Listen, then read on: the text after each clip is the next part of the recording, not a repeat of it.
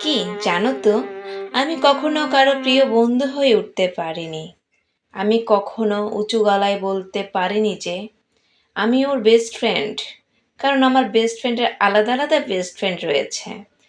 তাই বুকের কাছাটায় দলা পাকিয়ে আটকে থাকা আমার বেস্ট ফ্রেন্ডহীন পৃথিবীটা। সে আমার বেস্ট ফ্রেন্ড হলেও আমি তার বেস্ট ফ্রেন্ড নই। এর চেয়ে সূক্ষ্ম দুঃখবোধ বুঝি নেই আর পৃথিবীতে। কেউ কখনো বলেনি ও আমার বেস্ট ফ্রেন্ড বুক ফুলিয়ে। কোনো একদিন টুক করে চলে যাব, আর রয়ে যাবে আমার সাদামাটা বন্ধুত্বটা। আমি মানুষটা ভীষণ সাধারণ। আমাকে চাইলেই ছেড়ে যাওয়া যায়, ভুলে যাওয়া যায়, ঘৃণা করা যায়। আমি কারো জীবনে আহামরি কোনো অধ্যায় নই। অতীতে যারা ছিল তারা আসলে আমাকে ছেড়ে যায়নি, বরং আমি তাদেরকে ধরে রাখতে পারিনি। আমি পারিনি কারো আপন হতে, কাউকে ভালোবেসে জড়িয়ে রাখতে, কাউকে আপন করে রাখতে।